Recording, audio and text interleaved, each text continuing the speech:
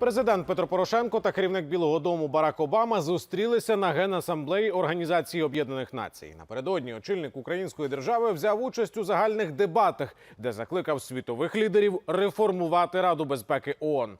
Деталі від спецкора американського бюро событий Дар'ї Дієгуц. Порушення Росією норм міжнародного права – головна тема виступу президента Петра Порошенка в ООН. Дії Москви в Сирії глава держави порівняв із ситуацією на Донбасі.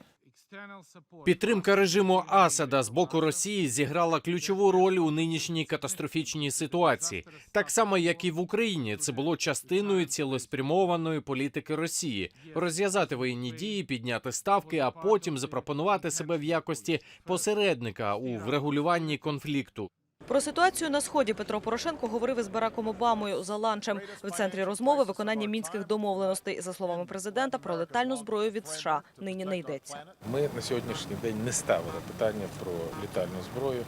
У нас на сьогоднішній день стоїть на порядку денному питання реалізації тих домовленостей про постачання пакету, який складає $600 мільйонів, які Сполучені Штати Америки виділили на підтримку нашого сектора оборони і безпеки. За 2,5 дні візита президент Петро Порошенко провів майже 20 зустрічей. Говорили не лише про політику, а й про гроші. Із віце-президентом США Джо Байденом глава держави домовився про виділення Україні $1 мільярд кредитних гарантій від американського уряду. Ці кошти Україна отримала завдяки поновленню співпраці із Міжнародним валютним фондом. Із директором-розпорядником МВФ Крістін Лагард президент зустрівся наприкінці візиту до Нью-Йорка.